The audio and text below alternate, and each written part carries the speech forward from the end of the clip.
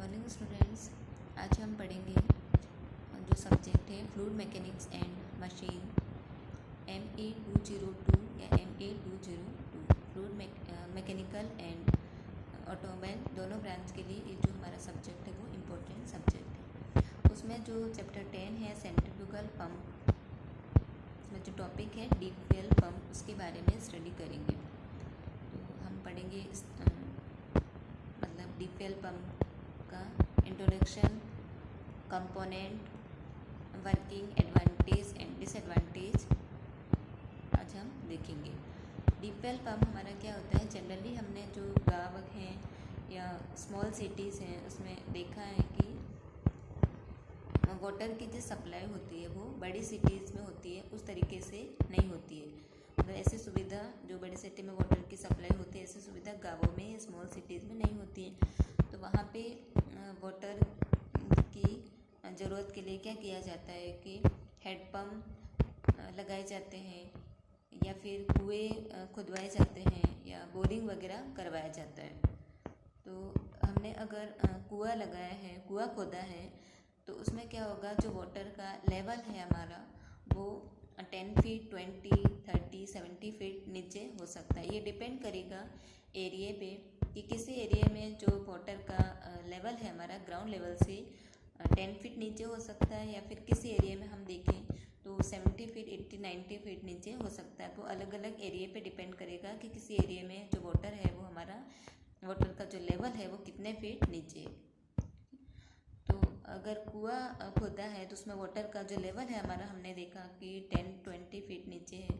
तो उसमें हमें जब वाटर यूज़ में लेना है ड्रिंकिंग के लिए या फिर इरिगेशन के लिए, तो पानी को बाहर निकालने के लिए, यूज़ में लेने के लिए हम जो पंप यूज़ में लेते हैं वह हमारा कहलाएगा डीप वेल पंप। ठीक है।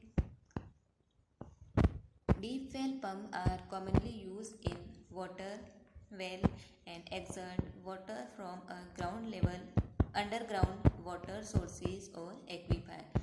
जो डीप वेल पंप को हम हिंदी में क्या बोलते हैं, गहरा कुआं पंप। तो जनरली यहाँ जो पानी है हमारे जो कुआं में से पानी को बाहर निकालने के लिए यूज़ में लिया जाता है। तो ये जो या तो ग्राउंड लेवल से नीचे या फिर एक्वीफायर से पानी को बाहर निकालने के लिए जो डीप वेल पंप हम यूज़ में लेते हैं। Deep well pump are design for use in water well ranging from depth of 30 feet to 3000 feet below the surface. तो जो डीप वेल पंप का डिज़ाइन इस तरीके का किया जाता है कि वाटर का लेवल अगर 30 फीट से 3000 फीट डेप्थ तक है और हमें पानी को यूज़ में लेना है, तो वो पानी बाहर निकाल सके, तो उसका डिज़ाइन इसी तरीके का किया जाता है। जो डीप वेल पंप है उसका डिज़ाइन हमारा इस तरीके का करते हैं कि अगर जो वाटर है हमारा वो 30 फीट या 3000 फीट नीचे गहराई पर है, इतने डेप्थ पर है और हमें पानी को यूज़ में लेना है, तो वो यूज़ में ले सके। ये हमारा क्या है, डायग्राम है। ये सक्शन पाइप है, सक्शन पाइप लगा हुआ है, स्ट्रेनर और फुटवॉल उसके साथ अटैच है। इसके बाद ये पंप इम्पेलर है, ये डीप वेल, ठीक है, और ये सपोर्टिंग बेरिंग है, और ये वर्टिकल राइजिंग शाफ्ट है और डिलीवरी पाइप है। ठीक है, जहाँ से पानी एग्जिट होगा वहाँ हमारा होगा डिलीवरी पाइप, यहाँ से वाटर है वो आउट होगा, एग्जिट होगा। और ये जो इलेक्ट्रिक मोटर है, इलेक्ट्रिक मोटर हमेशा ग्राउंड लेवल पे लगाई जाएगी, मतलब डीप वेल पंप से outside above the ground level पे अटैच की जाएगी। It is multi stage centrifugal pump in which impeller are connected in series. Multi stage का मतलब क्या हो जाएगा कि अगर एक से ज़्यादा इम्पेलर यूज़ में लिए हैं, मोर देन वन इम्पेलर अगर हैं यूज़ में लिए हैं, तो वो हमारा क्या कहलाएगा, मल्टी स्टेज। तो ये जो डीप वेल पंप है वो मल्टी स्टेज सेंट्रीफ्यूगल पंप है, जिसमें जो impeller are connected in series. जो हमारा इम्पेलर उसको हम हिंदी में बोलते हैं प्रणोदक। तो ये जो इम्पेलर है वह पंप और शाफ्ट के मतलब लोअर एंड पे, बॉटम जो साइड जो एंड है, सिरा है, उसमें सीरीज में लगे होंगे। तो जो हमारे इम्पेलर या तो पैरेलल कनेक्ट होंगे या सीरीज में कनेक्ट होंगे। तो जो डीप वेल पंप है इसमें जो इम्पेलर हमारे सीरीज में कनेक्टेड होते हैं। और the deep well pump belong to the category rotodynamic pump. Deep well pump हमारा है वो कौन सी कैटेगरी का है? रोटोडायनेमिक टाइप का है। जो पंप होते हैं हमारे या तो डिस्प्लेसमेंट पॉजिटिव डिस्प्लेसमेंट पंप होते हैं, रोटोडायनेमिक टाइप के होते हैं। तो जो डीप वेल पंप हमारा होगा वो रोटोडायनेमिक टाइप का पंप है। It is work on principle of reverse action of turbine, so it is called turbine pump. तो जो डीप वेल पंप इसका जो वर्किंग प्रिंसिपल हमारा होता है, जो टर्बाइन के जो वर्किंग प्रिंसिपल होता है उसका रिवर्स होता है, तो उसकी वजह से हम इसको टर्बाइन पंप भी कहते हैं।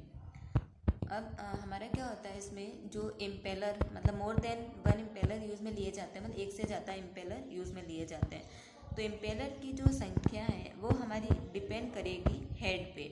मतलब हेड अगर जितना ज़्यादा होगा तो इम्पेलर की संख्या भी उतनी ही ज़्यादा होगी। हेड हमारा क्या हो जाएगा, ये जो मतलब वाटर का जो लेवल है और जहाँ तक हमें पहुँचाना है, तो ये हमारा क्या कहलाएगा, ये जो लेंथ है जितनी हाइट है वो हमारा क्या कहलाएगा, हेड कहलाएगा।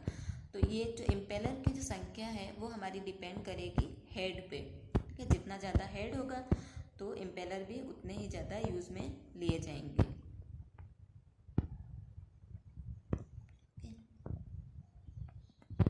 अब हमारा है main component of deep well pump. जो डीप वेल पंप इसके कंपोनेंट कौन कौन से हैं? Suction pipe with strainer and football.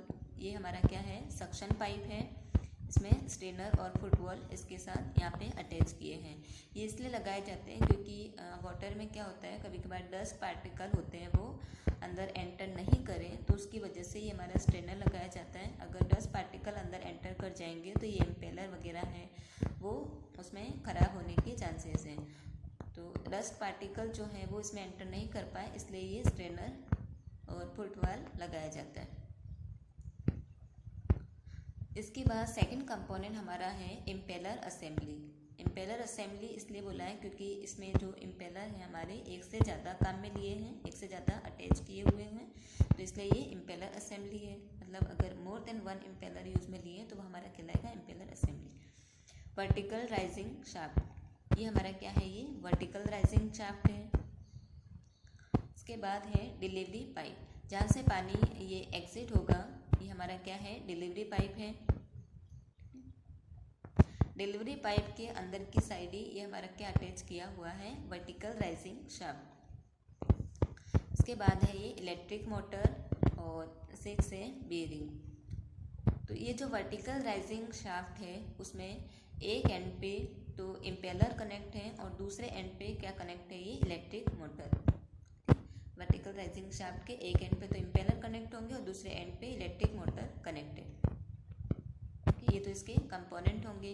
अब इसका है construction and working principle. The impeller are cure to lower end of vertical rising shaft. जो हमारे इम्पेलर हैं वो कहाँ पे कनेक्ट हैं, जो वर्टिकल राइजिंग शाफ्ट है उसके लोअर एंड पे। The number of impeller depend on the head to be required. जितना हेड रिक्वायर्ड होगा नंबर ऑफ इम्पेलर भी उस पर डिपेंड करेंगे। At least 3 metre of suction pipe with a strainer assembly placed below water surface into water. तो जो ये suction pipe with strainer assembly ये कहाँ पे प्लेस्ड होगी, ये हमारा जो वाटर लेवल है वहाँ से ये लगभग ये 3 मीटर डेप्थ तक ये लगाया जाएगा। कि जो वाटर का हमारा लेवल होगा वहाँ से लगभग ये 3 मीटर नीचे तक ये suction pipe with strainer attach किया जाएगा। मतलब 3 मीटर नीचे तक डेप्थ तक ये लगाया जाएगा। इसके बाद हमारा है pump impeller are connected to electric motor or any other prime mover by vertical shaft. जो पंप इम्पेलर हैं वह वर्टिकल शाफ्ट के द्वारा या प्राइम मूवर के द्वारा इलेक्ट्रिक मोटर से कनेक्ट हैं। जो पंप इम्पेलर है हमारे वो यहाँ पे वर्टिकल शाफ्ट के द्वारा या फिर प्राइम मूवर या इलेक्ट्रिक मोटर से ये कनेक्ट किए जाएंगे। इसके बाद हमारा है electric motor usually install above the ground level and against the water. तो जो इलेक्ट्रिक मोटर है वो हमेशा above the ground level install किया जाएगा, मतलब ग्राउंड लेवल से या डीप वेल पंप है हमारा उससे ऊपर की साइड ग्राउंड लेवल पे जो इलेक्ट्रिक मोटर है वो ऑलवेज इंस्टॉल किया जाएगा। जैसे जो सबमर्सिबल पंप होता है उसमें इलेक्ट्रिक मोटर होता है वो भी वाटर के अंदर ही अटैच किया जाता है, बट जो डीप वेल पंप है हमारा उसमें ये वाटर के अंदर अटैच नहीं किया जाता है। डीप वेल पंप से आउटसाइड ग्राउंड लेवल पे इलेक्ट्रिक मोटर इंस्टॉल किया जाता है। The vertical rising shaft is placed inside the delivery pipe and guided through bearing. जो वर्टिकल राइजिंग शाफ्ट है ये हमारा डिलीवरी पाइप के इनसाइड प्लेस्ड किया जाएगा। The pressure head developed by centrifugal action in entirely due to the velocity imparted to water by the rotating impeller. अब इसका जो वर्किंग क्या होगा, इसमें ये सक्शन पाइप के थ्रू जो वाटर है हमारा वो क्या होगा इस इम्पेलर में जाएगा, ठीक है, सक्शन पाइप के थ्रू एंटर करेगा और फिर ये हमारा इम्पेलर में जाएगा और ये डिलीवरी पाइप के द्वारा ये जहाँ पे हमें यूज़ में लेना है यूज़ में लिया जाएगा। सबसे पहले हम क्या करेंगे, जो इलेक्ट्रिक मोटर है उसको ऑन करेंगे। इलेक्ट्रिक मोटर को ऑन करने के बाद में ये जो इम्पेलर है वो हमारा रोटेट होगा और जैसे सक्शन पाइप से पानी एंटर हुआ है इम्पेलर हमारे रोटेट होंगे और उसके द्वारा ये जो वाटर है हमारा डिलीवरी पाइप के थ्रू बाहर की साइड यूज़ में लिया जाएगा। इसके बाद है एडवांटेज एंड डिसएडवांटेज। तो उसमें फर्स्ट है हमारा electric motor is outside of the deep well, therefore no need of sealing of motor and repairing is easily. जो इलेक्ट्रिक मोटर है वो डीप वेल पंप से आउटसाइड होती है तो उसकी वजह से उसमें सीलिंग की ज़रूरत नहीं पड़ती है और उसका जो रिपेयरिंग है वहाँ भी इजीली हो जाता है।